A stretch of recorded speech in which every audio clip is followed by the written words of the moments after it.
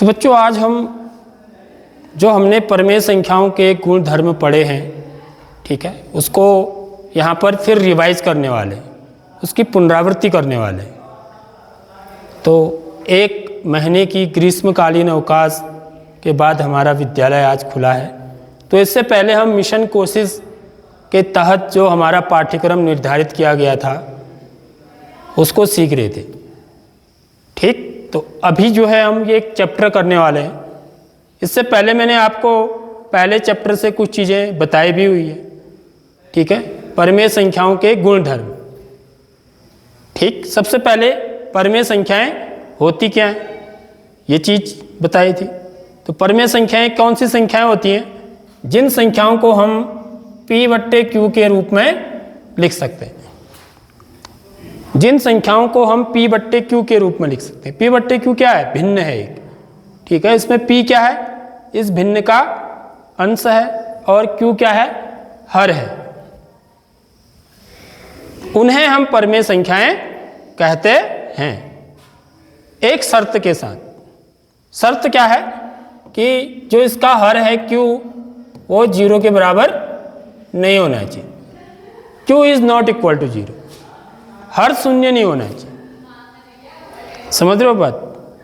हर कुछ भी हो सकता है शून्य को छोड़ के, तो परमेय संख्या कहलाएगी। यदि शून्य है तो वो परमेय संख्या नहीं कहलाएगी। जैसे 1/0 है तो यह परमेय संख्या नहीं है।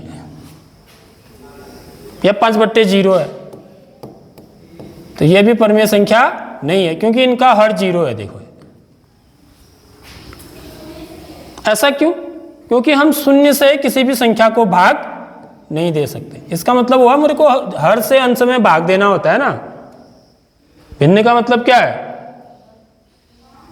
यदि मेरे पास 4/2 है तो इसका मतलब क्या हुआ कि मैं इसका मान कैसे निकालूंगा? 2 का भाग किस में दूंगा? 4 में। 2 दूनी 4, तो मेरा उत्तर कितना आएगा? 2 आएगा। समझ में आ रही बात? इसको हम काट के भी लिखते हैं ऐसे, 2 एकम 2, 2 दूनी 4, तब 2 आया उत्तर। यानी कि मुझे भाग देना होता है किससे? हर से। किसमें? अंश में। यदि मैं शून्य का भाग 1 में दूंगा तो मैं नहीं दे सकता हूं। समझ रहे हो बात? कई बच्चे बोल देते हैं शून्य बार जाएगा। शून्य बार नहीं जाता है, याद रख लो, न 1 बार जाता है, ठीक है। यदि आप शून्य बार दोगे तो शून्य शून्यम शून्य, तो शेष मेरा क्या आया? 1। तो शेष मेरा क्या आ रहा है? जिससे मैं भाग दे रहा हूं उससे ज्यादा आ रहा है, तो इसका मेरा भाग क्या है? गलत है। हमेशा ये जो है ना, शेष इससे कम आना चाहिए, तब मेरा भाग सही होता है। इसका मतलब मैं शून्य से भाग किसी भी संख्या में नहीं दे सकता हूं। इसलिए परमेय संख्या की यह परिभाषा है। तो वे संख्याएं जिनको हम P/Q के रूप में लिख सकते हैं उनको परमेय संख्याएं कहते हैं। तो यहां से हमको एक चीज ये भी पता चलती है, क्योंकि परमेय संख्याओं से पहले हम कुछ संख्याएं और पढ़ चुके होते हैं पिछली कक्षाओं में, इनमें प्राकृतिक संख्याएं, ठीक है। प्राकृतिक संख्याएं वो होती है जो 1 से शुरू होती है, 1 2 3 4 अनंत तक, इनको प्राकृतिक संख्याएं बोलते हैं। तो इन सब संख्याओं को भी मैं इस रूप में लिख सकता हूं, P/Q के रूप में, ठीक है। कैसे लिख सकता हूं? इनका हर में क्या लिख सकता हूं? 1 लिख सकता हूं। 3/1 4/1, देखो ये सब क्या बन गए? P/Q के रूप का बन गए। तो सभी प्राकृतिक संख्याएं क्या होती हैं? परमेय संख्याएं होती हैं। तो यहां से एक चीज हमको पता लग गया, 0 मिला दें तो पूर्ण संख्या हो जाएगी। तो 0 को भी मैं 0/1 लिख सकता हूं। 0/1 क्या होगा? 0 ही होगा। देखो नीचे 1 हो सकता है, अंश 0 हो सकता है, हर नहीं हो सकता 0। समझ रहे हो बात? अंश में 0 हो सकता है। तो 0/1 भी एक परमेय संख्या ही है। यानी कि सभी पूर्ण संख्याएं भी परमेय संख्याएं होती हैं। इसके अलावा सभी पूर्णांकों में क्या है मेरे? ऋण संख्याएं भी आ जाती हैं, ऋण 1 ऋण 2 ऋण 3 ऋण 4, इस प्रकार से। तो इनको भी मैं क्या लिख सकता हूं? /1 करके लिख सकता हूं। तो सभी पूर्णांक भी परमेय संख्याएं होती हैं, ठीक है। इसके अलावा अन्य जो भिन्न वाली संख्याएं हैं, जैसे 2/3, ये 4/5, ये न प्राकृतिक है, न पूर्ण है, न पूर्णांक है, ये भिन्नात्मक संख्या है, तो ये भी क्या होंगी, परमेय संख्याएं होंगी। समझ में आ रही बात। तो ये तो परमेय संख्याओं की बात होगी। अब इनके गुण धर्म भी होते हैं। जैसे एक गाय का गुण धर्म क्या है कि उसकी सींग होगी, एक सींग होंगी ना गाय के, एक नहीं कितने, 2 सींग होंगी, एक पूंछ भी होगी उसकी, उसके कितने क्या होंगे, 4 पैर होंगे, थन भी होंगे, गो घास खा रही होगी, क्यों, यह उसका क्या है, गाय का गुण धर्म है। ऐसी परमेय संख्याओं के भी गुण धर्म है। यहां पर गुण धर्म की बात हम किस पर करते हैं, देखिए संक्रियाओं के लिए करते हैं। देखो योग माने जोड़, व्यवकलन माने घटाना, गुणन माने गुणन। एक और संक्रिया होती है जिसको हम क्या बोलते हैं, भाग बोलते हैं, उसको ऐसे दिखाते हैं उस चिन्ह से। तो पहला जो गुण धर्म है ये मैं पहले बता चुका हूं आपको, इसलिए मैं बहुत डिटेल से नहीं बताऊंगा। मैं इसको थोड़ा सा और रिकैप जिसको कहते हैं, पुनरावृत्ति हम कर रहे हैं इसकी। तो क्या है देखिए, पहला गुण धर्म, परमेय संख्याएं योग, व्यवकलन और गुणन की संक्रियाओं के अंतर्गत संवृत है। तो संवृत मतलब होता है संवृत, ये देख लो, ये नियम बड़ा इंपॉर्टेंट है, क्लोज्ड है, क्लोज्ड बोला जाता है इसको अंग्रेजी में। तो इसका मतलब क्या हुआ, इसका अर्थ क्या हुआ, इसका अर्थ यह होता है, वो मैं आपको बता देना चाह रहा हूं कि यदि मैं 2 परमेय संख्याओं को जोड़ूंगा, ठीक है, यदि मेरे पास एक परमेय संख्या क्या है, 1/2 है माना, एक दूसरी परमेय संख्या कोई भी ले लो आप, कोई भी हो सकती हो, माना 3/4 है, इन दोनों को जो जोड़ूंगा मैं, तो जो मेरा उत्तर आएगा यहां पर, ठीक है, जो मेरा उत्तर आएगा वो भी क्या होगा, एक परमेय संख्या ही होगा। यह मतलब है इसका। क्या कह रहा हूं मैं, सुन रहे हो? यदि मैंने कोई भी 2 परमेय संख्याएं ले ली और उनको जोड़ दिया, योग माने जोड़ दिया, तो जो उत्तर आएगा मेरा वो भी क्या होगी, हमेशा परमेय संख्या ही होगी। ठीक, यह मतलब है, हमेशा एक परमेय संख्या होगी। ऐसे ही यदि मैं 2 परमेय संख्याओं को घटा दूं, ठीक है, कोई भी 2 परमेय संख्या ले सकते हैं आप, उनको घटाइए और उसका उत्तर की जांच करिए घटाने के बाद। तो घटाने के बाद जो उत्तर आएगा 2 परमेय संख्याओं को, वो भी क्या होगी, एक परमेय संख्या ही होगी। समझ रहे हो नहीं समझ रहे हो? तो इसलिए हम क्या बोलते हैं कि परमेय संख्याएं योग की संक्रिया के अंतर्गत संवृत होती हैं। परमेय संख्याएं व्यवकलन की संक्रिया के अंतर्गत, व्यवकलन माने घटाना, सब्ट्रैक्ट करना, घटाने की संक्रिया के अंतर्गत संवृत होती हैं। ऐसे गुण, कोई भी 2 परमेय संख्याएं लो, उनको गुणा करो, तो जो आपको उत्तर मिलेगा वो भी क्या होगा, एक परमेय संख्या ही होगी। समझ में आ रही बात? कोई भी 2 परमेय संख्याओं को यदि आप गुणा करेंगे तो जो उत्तर मिलेगा आपको वो भी एक परमेय संख्या ही होगी।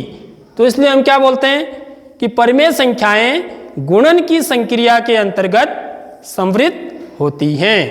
लेकिन भाग नहीं लिया इसने, देखो है, तो परमेय संख्याएं भाग की संक्रिया के अंतर्गत संवृत नहीं होती है। समझ रहे हो नहीं समझ रहे हो? यानी कि यदि कोई भी 2 परमेय संख्याओं का भागफल सदैव याद रख लो क्या कह रहा हूं मैं, सदैव एक परमेय संख्या नहीं होगी, कभी कभी हो भी जाएगी। समझ में आ रही नहीं आ रही बात?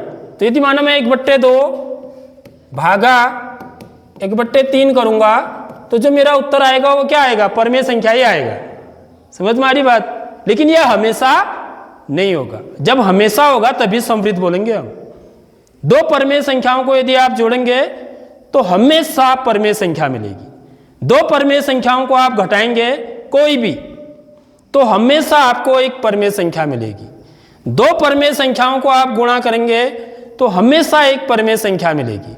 लेकिन 2 परमेय संख्याओं को आप भाग देंगे तो हमेशा एक परमेय संख्या नहीं मिलेगी। उदाहरण के लिए देखिए, उदाहरण के लिए इसका उदाहरण हम कैसे दे सकते हैं? देखिए, यदि मेरे पास एक परिमेय संख्या क्या है बच्चों, छोटा सा उदाहरण ले लेता हूं, एक है। एक भी एक परिमेय संख्या है, क्योंकि एक को मैं 1/1 करके लिख सकता हूं, वही मैंने बताया, देखो 1/1। ठीक है, एक दूसरी परिमेय संख्या मेरी क्या है? 0 है। ये देखो 0 भी परिमेय संख्या है। यदि मैं इनमें इनके भाग की संक्रिया लगा दूं, समझ रहे हो, तो 1 भागा 0, 1 भागा 0 यानी कि 1/0। तो ये एक परिमेय संख्या नहीं है। देख लो, अभी हमने देख लिया, यहां पर बोल दिया, हर में 0 आ गया ना। यदि हर में 0 है तो वो परिमेय संख्या नहीं है। इसलिए दो परिमेय संख्याओं का भागफल सदैव एक परिमेय संख्या नहीं होता है। इसलिए परिमेय संख्याएं भाग की संक्रिया के अंतर्गत संवृत नहीं होती हैं। ठीक है, पहला गुणधर्म समझ में आ गया, संवृत नियम। अब नेक्स्ट देखिए, परिमेय संख्याओं के लिए योग और गुणन की संक्रियाएं क्रम विनिमेय हैं। देखो किसके लिए? सिर्फ किसके लिए? कौन सी संक्रिया के लिए? योग और गुणन के लिए कह रहा है। यहां पर इसने व्यवकलन को छोड़ दिया, अब घटाने के लिए नहीं होते हैं। समझ में आ रही बात? जो है क्रम विनिमय नियम और साहचर्य नियम, ठीक है, ये किस संक्रिया के लिए होते हैं? सिर्फ योग और गुणन के लिए होती है। ठीक है, घटाने के लिए, व्यवकलन के लिए ये नियम पालन नहीं होते करते हैं। ठीक है, उदाहरण के लिए देखिए, फॉर एग्जाम्पल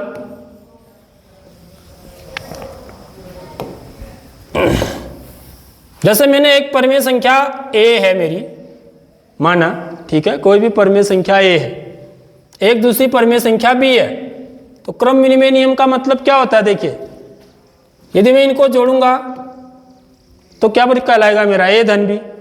ठीक है, तो ये किसके बराबर होता है बच्चों? क्रम विनिमय। क्रम को हम बदल दें, माना b को पहले लिख दें और a को बाद में लिख दें, तो इसी को क्रम विनिमय नियम बोलते हैं। a धन b किसके बराबर होता है? b धन a के बराबर होता है। ठीक है, और साथ ही साथ गुणन के लिए देखो, a गुणा b भी किसके बराबर होता है? b गुणा a के बराबर होता है। ठीक है, आगे बात समझ में? यानी कि यदि आप 1/2, एक परिमेय संख्या है मेरी, एक परिमेय संख्या मेरी है 3/4, तो 1/2 धन 3/4 निकालो, इसका उत्तर निकालो कितना आता है। फिर आप क्या करो, 3/4 को पहले ले लो और 1/2 को बाद में ले लो, तो इन दोनों की, ये भी इसका उत्तर और इसका उत्तर दोनों क्या आएंगे? बराबर आएंगे। समझ में आ रही नहीं आ रही बात? इसको बोलते हैं हम क्रम विनिमय नियम। तो परिमेय संख्याएं योग और गुणन की संक्रिया के लिए क्रम विनिमय नियम का पालन करती हैं।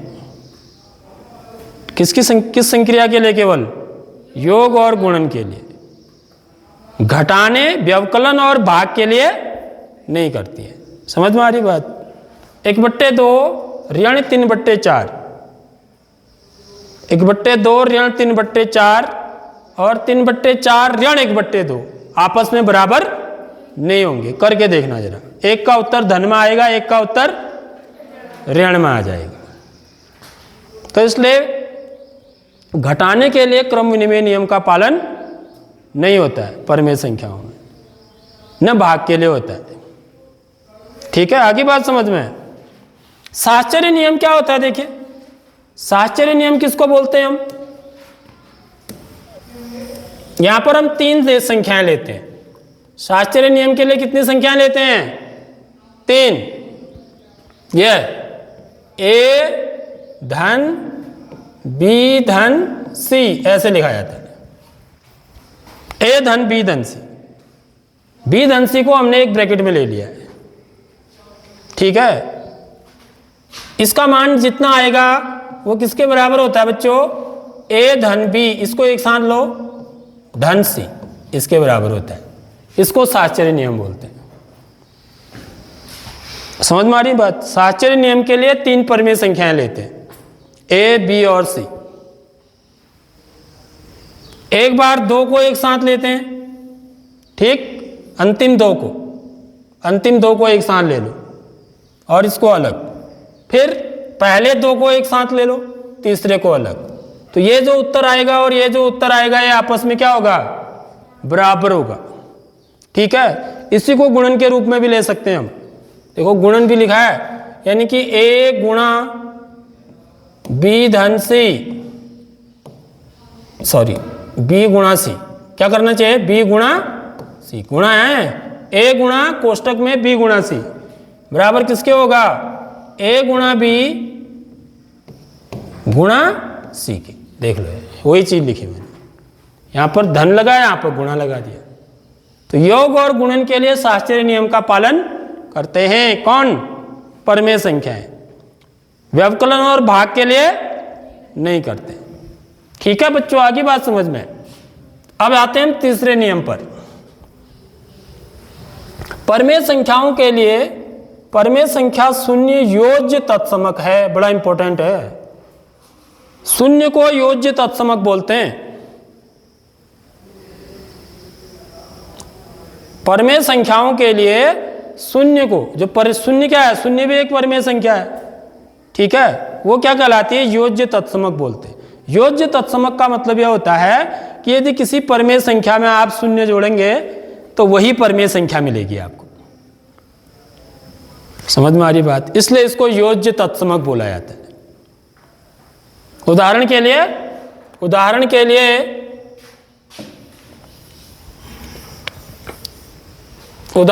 लिए यदि मेरे पास 1/2 है, इसमें मैं शून्य जोड़ दूं, ठीक है, या इसको मैं ऐसे भी लिख सकता हूं, शून्य धन 1/2। क्यों, क्योंकि परमेय संख्याएं क्रम विनिमय नियम का पालन करती हैं योग की संक्रिया के लिए, इसलिए यह क्रम विनिमय नियम लगा दिया ना मैंने। तो इसका उत्तर कितना आएगा बच्चों, कितना आएगा, 1/2 ही आएगा। समझ में आ रही बात, 1/2 में 0 जोड़ो या 0 में 1/2 जोड़ो तो मेरे को उत्तर क्या मिलेगा, 1/2 ही मिलेगा, वही संख्या मिलेगी। समझ में आ रही बात, जिस संख्या को जोड़ करके वही संख्या मिलती है वो योज्य तत्समक कहलाती है। किसको जोड़ के मिलती है वही संख्या, शून्य को। समझ रहे हो बात, इसलिए शून्य को क्या बोलते हैं, योज्य तत्समक बोलते हैं। शून्य को याद रखिए, शून्य को क्या बोलेंगे हम, योज्य तत्समक बोलेंगे। और चौथा नियम क्या है, देखिए चौथा गुणधर्म, परमेय संख्याओं के लिए परमेय संख्या 1 को गुणात्मक तत्समक बोलते हैं, शून्य को योज्य तत्समक बोलते हैं और 1 को क्या बोलते हैं, गुणात्मक तत्समक बोलते हैं। समझ में आ रही बात, देखो माना मेरे पास परमेय संख्या क्या, 1/2 यही ले रहा हूं मैं, इसको 1 से क्या कर दूं मैं, गुणा कर दूं, ठीक है, या इसी को मैं क्या लिख सकता हूं, 1 गुणा 1/2, क्योंकि गुणन की संक्रिया के लिए क्रम विनिमय नियम का पालन करती है ना परमेय संख्याएं। 1/2 गुणा 1 लिखूं या 1 गुणा 1/2 लिखूं, मेरा उत्तर क्या आने वाला है, बराबरी आने वाला है। ठीक है, कितना आएगा उत्तर, 1/2 ही आएगा, तब भी वही संख्या आ रही है, देखो। ठीक है, किसी परमेय संख्या में शून्य जोड़ के भी वही संख्या आती है, किसी परमेय संख्या को 1 से गुणा करके भी वही संख्या आती है। समझ में आ रही नहीं आ रही बात, जो जोड़ के आती है तो जोड़ किसको जोड़ के आती है, शून्य को जोड़ के, तो शून्य को क्या बोलते हैं, योज्य तत्समक बोलते हैं। ठीक है, क्योंकि 1 को क्या कर रहे हैं हम, गुणा कर रहे हैं, गुणा करने से वही संख्या आ रही है, तो इसलिए 1 को क्या बोलते हैं, गुणात्मक तत्समक बोलते हैं। 1 को क्या बोलते हैं, गुणात्मक तत्समक। शून्य को क्या बोलते हैं, शून्य को क्या बोलते हैं, योज्य तत्समक बोलते हैं। ठीक है, समझ में आ रही बात, तो ये नाम आपको याद रखने हैं। अब आता है परमेय संख्याओं की वितरकता। वितरकता बोलेंगे इसको, वितरकता नहीं, वितरकता। वितरण माने बांटना, वितरण माने क्या होता है, बांटना। देखिए यदि मेरे पास 3 परमेय संख्याएं हैं A B C, ठीक, तो A यहां पर क्या लगा हुआ है बच्चों, कोष्टक में B धन C लिखा हुआ है, तो ए क्या होता है ना, दोनों में बढ़ जाता है। देखो ए बी के साथ भी बढ़ गया, क्या है उत्तर, ए बी, ए गुणा बी। और ए किसके साथ भी बढ़ गया, सी के साथ भी। हरी बात समझ में, इसी को वितरण नियम बोलते हैं। ए गुणा बी धन सी बराबर क्या होता है, ए बी धन ए सी, यानी कि ए बढ़ जाता है दोनों में, किसके साथ भी, बी के साथ भी और किसके साथ, सी के साथ भी। समझ रहे हो बात। तो इसका उत्तर क्या होता है, ए कोष्टक में बी धन सी, कोष्टक का मतलब यहां पर कौन सा चिन्ह है, गुणा का। समझ रहे हो बात, ए गुणा बी धन सी बोलते हैं इसको, ए गुणा ब्रैकेट में बी धन सी बराबर क्या होता है, ए बी धन ए सी होता है। यहां पर आप ऋण का भी ले सकते हैं, देखिए धन के लिए भी ऋण के लिए भी। ए गुणा बी ऋण सी बराबर क्या होता है, ए बी ऋण ए सी। यहां भी ए दोनों में बढ़ गया ना, वितरण माने बढ़ गया, बी के साथ भी और सी के साथ भी, चिन्ह ऋण का रहेगा। यदि यहां पर धन है तो यहां पर धन का चिन्ह आएगा, यदि यहां पर ऋण है तो यहां पर ऋण का चिन्ह आएगा। ठीक है बच्चों, इसको क्या बोलते हैं हम, वितरण नियम बोलते हैं। क्या बोलते हैं, वितरण नियम बोलते हैं। अगला जो गुण धर्म है वो यह है कि दी हुई दो परमेय संख्याओं के मध्य, मध्य माने, मध्य माने बीच में, मध्य किसको बोलते हैं, बीच बोलते हैं। अपरिमित परमेय संख्याएं होती हैं, दो परमेय संख्याओं के बीच में अनंत परमेय से, अपरिमित का मतलब अनंत। यदि आपको दो परमेय संख्याएं दे रखी हैं, ठीक है, यदि हमारे पास एक संख्या एक है, माना एक परमेय संख्या एक है, नहीं है एक एक परमेय संख्या है, क्योंकि मैं एक को क्या लिख सकता हूं, एक बट्टे एक लिख सकता हूं। एक परमेय संख्या मैंने माना दो ले ली, ये भी परमेय संख्या है, क्योंकि दो को मैं दो बट्टे एक लिख सकता हूं। तो इसके बीच में बच्चों अनंत परमेय संख्याएं होती हैं। कुछ हम निकालना भी सीखेंगे, समझ में आ रही बात। कुछ परमेय संख्याएं हम निकालेंगे 4-5, लेकिन होती कितनी हैं, अनंत। तुम निकालते निकालते थक जाओगे। वैसे तो आप बोलोगे एक और दो के बीच में क्या होता है, कुछ भी नहीं होता है, एक के बाद सीधे ही दो आता है। लेकिन जब हम परमेय संख्याओं की बात करते हैं, जब हम बात किसकी करते हैं, परमेय संख्याओं की, तो एक और दो के बीच में अपरिमित परमेय संख्याएं होती हैं। अपरिमित का मतलब है अनंत परमेय संख्याएं होती हैं, जिनको हम निकालना भी सीखेंगे। ठीक है, दो परमेय संख्याओं के मध्य परमेय संख्याएं ज्ञात करने के लिए माध्य की अवधारणा सहायक है। माध्य बोलते हैं यह, यदि मेरे पास एक परमेय संख्या a है और दूसरी परमेय संख्या b है, तो इनका यदि मुझे माध्य निकालना है तो क्या करूंगा, मैं क्या करूंगा, इनका माध्य कैसे निकलेगा, a धन b बट्टे 2। देख लो ये सूत्र होता है, दो परमेय संख्याओं के बीच की परमेय संख्या निकालनी है तो हमेशा ऐसे निकालेंगे। उन दोनों को जोड़ो और 2 से भाग दे दो। समझ रहे हो बात। जैसे उदाहरण के लिए देखो, तुम बोलोगे ये सूत्र कैसे आया भाई, एक संख्या माना 3 है, एक संख्या मेरी 5 है, 3 और 5 के बीच में क्या आता है, ये तो आप मौखिक भी बता सकते हो, इसलिए मैं ये उदाहरण ले रहा हूं। ये भी परमेय संख्याएं ही हैं, क्योंकि 3 को मैं 3 बट्टे 1 लिख सकता हूं, 5 को 5 बट्टे 1 लिख सकता हूं। समझ रहे हो, तो ये दोनों परमेय संख्याएं। तो 3 और 5 के बीच में क्या, कौन सी संख्या आती है, 4 आती है। ठीक है, तुमने बता दिया। यदि मैं 1/2 और 1/3 के बीच में कौन सी संख्या आती है पूछूंगा तो आप नहीं बता पाएंगे। ऐसे बता दोगे, निकालना पड़ेगा तुमको इस सूत्र से। लेकिन यहां पर क्योंकि आपको गिनती आती है तो आपने बता दिया कि 3 और 5 के बीच में 4 आता है, लेकिन वो 4 आया कैसे, इस सूत्र से आया। चेक कर लो सही है गलत है, देख लो। क्या करूंगा मैं, 3 और 5 को जोड़ दूंगा, देखो, और क्या कर दूंगा, 2 से भाग दे दूंगा। देख लो, समझ लो कैसे सूत्र काम करता है। तो 3 में 5 जोड़ेंगे तो कितना आएगा बच्चों, 8, 8/2। 2 का भाग 8 में कितनी बार जाएगा बताओ, 4 बार। 2 एकम 2, 2 चौको 8, तो उत्तर क्या है मेरा 4 आया। तो 3 और 5 के बीच में क्या आता है 4 आता है। पता लग गया ना। देखो ये सूत्र कैसे काम करता है। तो ऐसे आप कोई भी 2 परमेय संख्याएं हैं तो उनके बीच की परमेय संख्या आपको निकालनी है, तो हम ये माध्य की जो अवधारणा है इसका प्रयोग करेंगे। ठीक, तो आज इतना ही है।